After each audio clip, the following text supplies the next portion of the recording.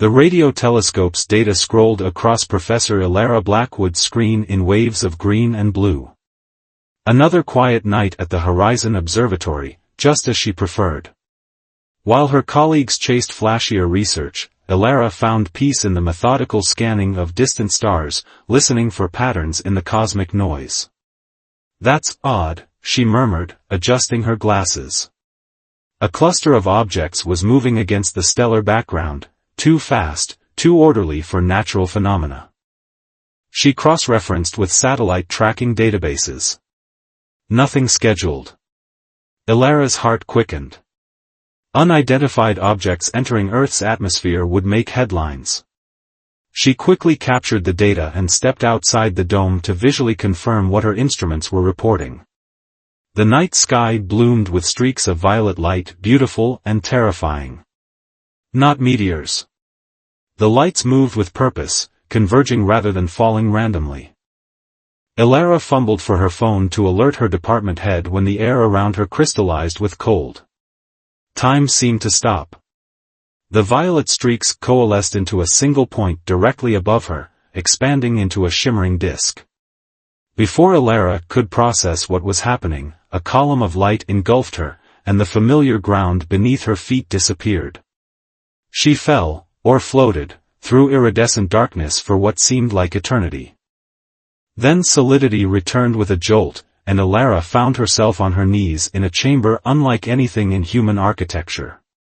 Obsidian walls pulsed with bioluminescent veins. The air felt thick, carrying scents of metal and something sweet like overripe fruit.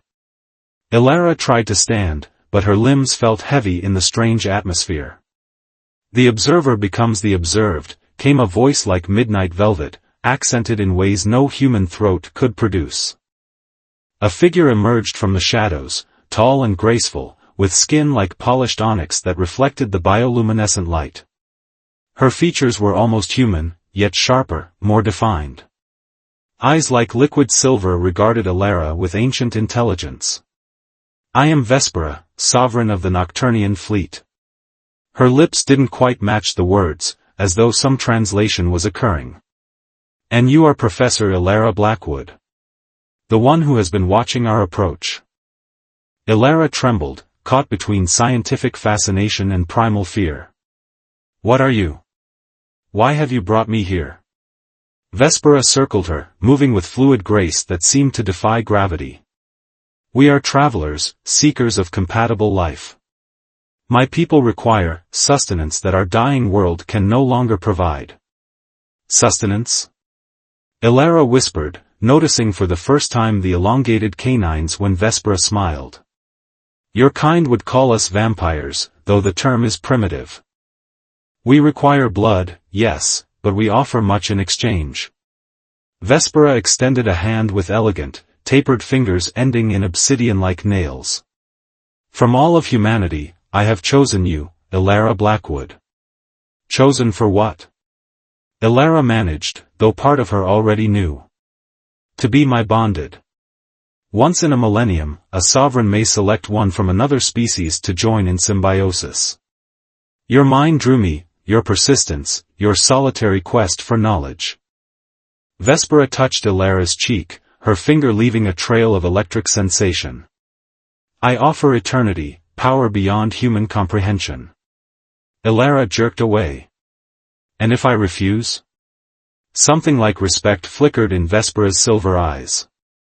"Few are offered choice. But your consent is essential for the bond to form. Without it, you would return to your observatory with no memory of this encounter." "And if I agree?" Elara asked, surprised by her own curiosity overshadowing fear. Vespera's smile revealed those dangerous, beautiful fangs. "Then you become mine, and I become yours. Blood and essence intertwined until the universe itself grows cold." Against all rational thought, Elara felt herself drawn to this dangerous, magnificent creature. Something primordial awakened inside her, a longing for something beyond her earthbound existence. "Why me?" she whispered. "Because," Vespera said, extending her hand once more, "your soul calls to mine across the void." The choice is yours, Elara of Earth. Eternity awaits. Elara's hand trembled as she placed it in Vespera's cool palm. I accept, she whispered, scarcely believing her own decision. Vespera's silver eyes flashed with triumph and something else, relief. The first bond begins with blood, she said, leading Elara through corridors that seemed to pulse with life. They entered a chamber bathed in soft blue light. A raised dais stood at its center, surrounded by swirling symbols etched into the floor. Elara recognized mathematical constants, pi, phi, universal patterns that transcended planetary boundaries. You understand, Vespera noted, watching Elara's gaze trace the equations. Few of your kind would see beyond the strange aesthetics. Mathematics is the universal language, Elara replied, her scientific curiosity momentarily overriding her fear. Indeed. And blood is the universal life force. Vespera guided her onto the dais. The first exchange will be intense. Your body will resist before it adapts. Elara's heartbeat quickened. Will it hurt? Yes, Vespera answered honestly. And it will bring pleasure beyond your comprehension. The two are often intertwined. She produced a ceremonial blade that gleamed with an unearthly metal. With one fluid motion, Vespera sliced her own wrist. Black crimson blood welled up, shimmering with bioluminescent particles. Drink, she commanded, offering her wrist to Elara. Elara hesitated only briefly before pressing her lips to Vespera's skin. The alien blood was surprisingly warm, tasting of metal and something like dark cherries. As soon as it touched her tongue, Elara felt electricity course through her veins. She would have collapsed if not for Vespera's strong arms encircling her. The alien queen held her close as Elara's body convulsed with the first stage of transformation. Breathe through it, Vespera murmured against her ear. Your cells are awakening to new potential. Pain lanced through Elara's body, white-hot and all-consuming. Then, just as suddenly, it transformed into waves of intense pleasure that made her gasp. Her senses sharpened dramatically, she could hear the blood rushing through Vespera's veins, smell the complex biochemistry of her skin. Now we complete the circle, Vespera said, her voice husky with restraint. She tilted Elara's head, exposing her neck. Elara felt the sharp press of fangs against her skin, then a moment of exquisite pain as they penetrated. The sensation of Vespera drawing her blood should have been terrifying, but instead, Elara found herself pulling the queen closer, fingers tangling in her obsidian hair. As their blood mingled in both bodies, Elara's mind exploded with visions, vast starscapes, civilizations rising and falling, Vespera's millennia of lonely rule. She felt the queen's ancient grief for her dying homeworld, her desperate search across galaxies for compatible species. When Vespera finally withdrew, Elara gasped at the sudden emptiness. They stared at each other, both trembling with the intensity of their connection. I can feel you, Elara whispered, touching her temple. In my mind.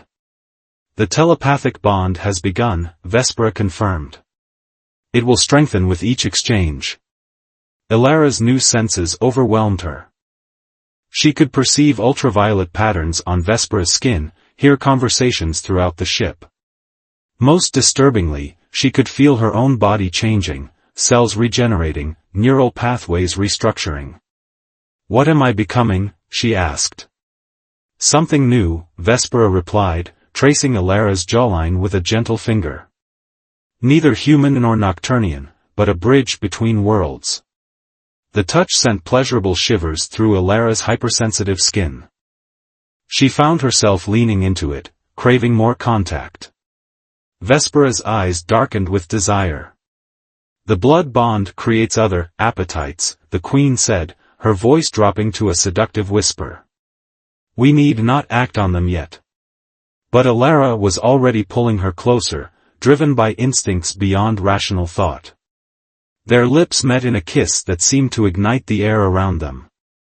Elara tasted her own blood mingled with Vespera's, the metallic sweetness intoxicating.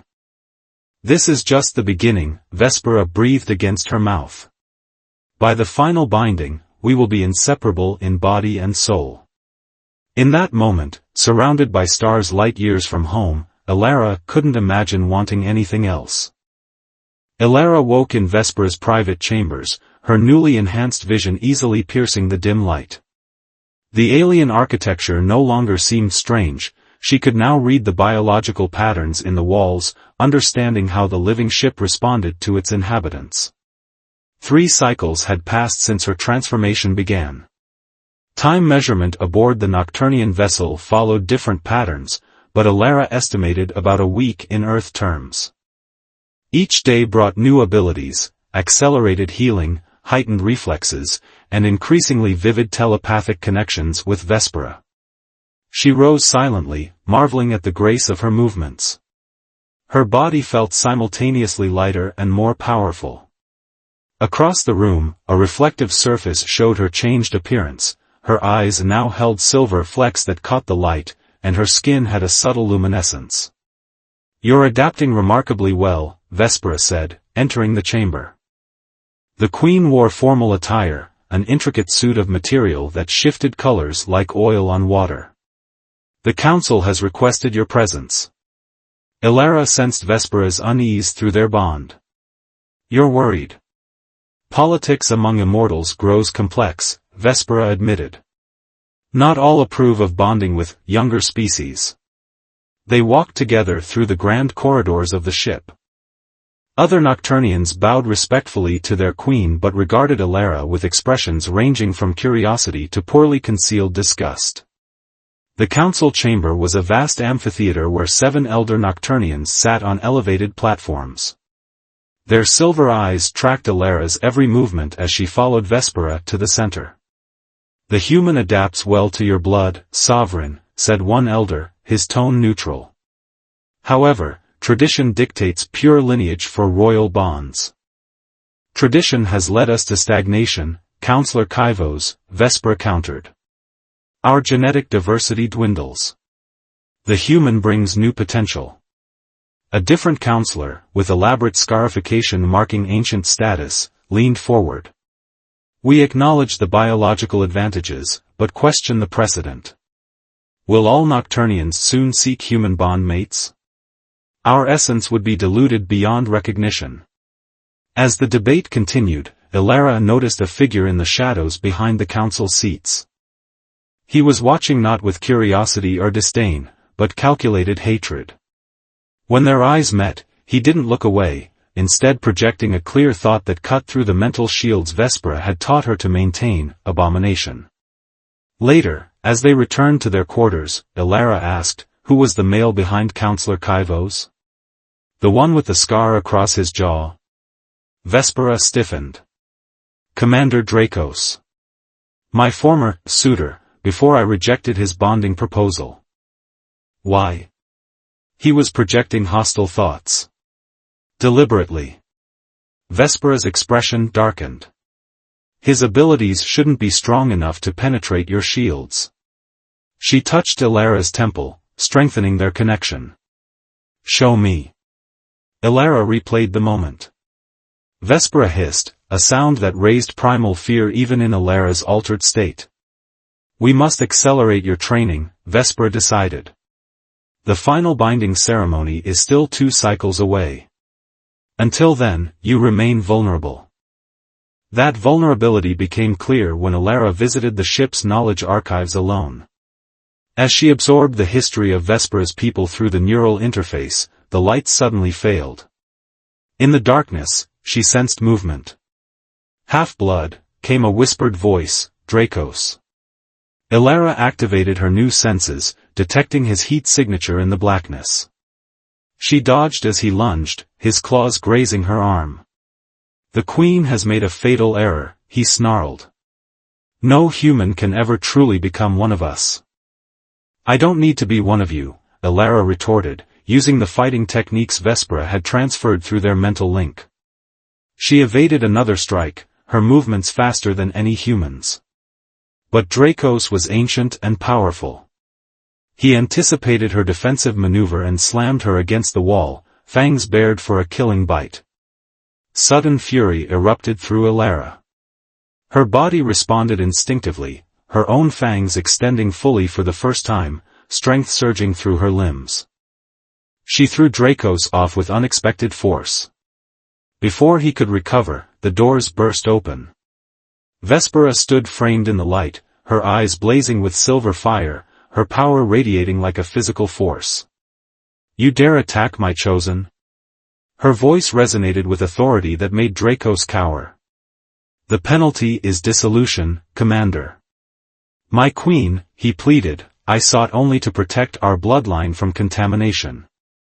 "You sought to usurp what you could not earn," Vespera corrected coldly. "Guards, take him." As Dracos was dragged away, Vespera rushed to Elara, examining her wounds which were already healing. "I felt your danger through our bond," she explained, her usual composure shattered by concern. "I feared I would be too late." Elara leaned into her embrace. "I think I would have surprised him. Something awakened in me when he attacked." Vespera's eyes widened as she noticed Elara's extended fangs. The transformation accelerates. She traced them with a gentle finger. Usually this comes only after the final binding. Their faces were inches apart, anxiety and relief creating a potent emotional current between them. When they kissed, it was with a desperate intensity born of near loss. "I thought this was just biology," Elara whispered against Vespera's lips. "But it's more, isn't it?" "Much more," Vespera admitted. "And that is what truly frightens them." The Chamber of Stars, as Elara had come to call it, offered the most breathtaking view aboard the Nocturnian vessel. A transparent dome revealed the cosmos in its raw glory, unfiltered by atmosphere. Here, she often came to reflect, watching galaxies drift past as the ship continued its journey through the void. Tonight, the eve of the final binding ceremony, the stars seemed particularly vibrant. Or perhaps it was her increasingly enhanced perception that made them so. Elara's transformation had progressed rapidly since the attack. Her body now existed in a state between human and Nocturnian, stronger, faster, with senses that would have overwhelmed her former self. "I thought I might find you here," Vespera said, entering the chamber. She had abandoned her formal regalia, wearing only a simple robe that shimmered like liquid starlight. Elara turned, still marveling at how her heart responded to Vespera's presence, a reaction both physical and something deeper. "I needed to think about tomorrow." It wasn't a question. Through their strengthening bond, Vespera could sense her turmoil. "Yes." Elara gestured toward the stars. "Somewhere out there is Earth. My home, my career, colleagues who probably think I vanished or died." She paused. "According to your traditions, what happens after the final binding can never be undone." Vespera moved closer, her silver eyes reflecting the starlight. "That is true. The final exchange of essence will permanently alter your genetic structure, completing your transformation. And if we don't complete it?" Pain flickered across Vespera's features, quickly masked. "The partial bond would eventually destabilize. You would need to return to Earth, and I would remove all traces of Nocturnian influence from your system." "I would forget everything?" Elara asked, dismayed at the thought. "For your protection, yes. The knowledge of our existence, the abilities you've gained, the memory of us." Vespera's voice remained steady, but through their bond, Elara felt her anguish at the possibility. Silence fell between them as Elara contemplated a return to her former life, lonely nights at the observatory, the endless pursuit of knowledge through the limited lens of human science. After experiencing the vastness of Vespera's world, could she truly go back? "There is something I must show you before you decide," Vespera said finally. She extended her hand, and when Elara took it, she guided her to a concealed panel. It opened to reveal a small chamber Elara had never seen before. Inside stood a crystalline structure holding what appeared to be a three-dimensional map of the galaxy. Numerous points of light pulsed across its expanse. "These are worlds compatible with our biology," Vespera explained. "Many harbor intelligent life. As queen, it is my responsibility to establish diplomatic connections, forge alliances, ensure our survival." She manipulated the display to focus on one particular star system. "Earth is among them, but unique. Your species possesses remarkable adaptability. The potential of our combined genetics could ensure both our people's survival against coming threats." "What threats?" Elara asked, sensing the weight behind Vespera's words. "There are predators in the darkness between stars," Vespera said gravely. "Ancient beings who consume entire civilizations. My people have held them at bay for millennia, but our numbers dwindle. Without new strength, new adaptations, we will eventually fail. And your Earth will be defenseless." Elara absorbed this information, recognizing its significance but also aware of something else. "Is that the only reason you chose me? For genetic advantage?" Vespera's composure broke. She took Elara's face between her hands, her touch electric against Elara's sensitive skin. "No," she whispered fiercely. "I chose you because something in you called to me across the vastness of space, your curiosity, your solitude that mirrored my own, your unwavering gaze into the abyss." Her thumbs traced Elara's cheekbones. "But I will not bind you against your will or through manipulation. If you choose Earth, I will return you with no memory of pain or loss." The selflessness of the offer stunned Elara. For an immortal queen to grant such freedom, to risk her own heart, it spoke of something beyond political alliance or biological compatibility. "I need tonight," Elara said softly. "To be certain." Vespera nodded, turning to leave, but Elara caught her wrist. The queen looked back, questioning. "Stay with me," Elara requested. "Whatever I decide tomorrow, I want tonight to remember." Their lips met in a kiss that began gently but quickly ignited into something more desperate. Clothes fell away as they explored each other with an intensity born of possible farewell. Elara's enhanced senses registered every touch with exquisite clarity, the silk of Vespera's skin, the subtle differences in their physiologies that somehow complemented rather than divided. When their bodies joined fully for the first time, their mental bond flared open, creating feedback loops of pleasure that transcended physical sensation. In that moment of perfect union, Elara glimpsed what eternity with Vespera might hold, not just power or knowledge, but a connection so profound it defied categorization. Afterward, they lay entwined beneath the stars, Vespera's heartbeat, slower than a human's but now perfectly in rhythm with Elara's, providing a counterpoint to her thoughts. "Whatever you choose," Vespera murmured against her hair, "know that you have changed me irreversibly, Elara of Earth." As sleep claimed her, Elara's mind continued to weigh her options, return to the comfortable familiarity of her human existence, or leap into the unknown alongside the being who had awakened parts of her she never knew existed. By morning, she would have to decide.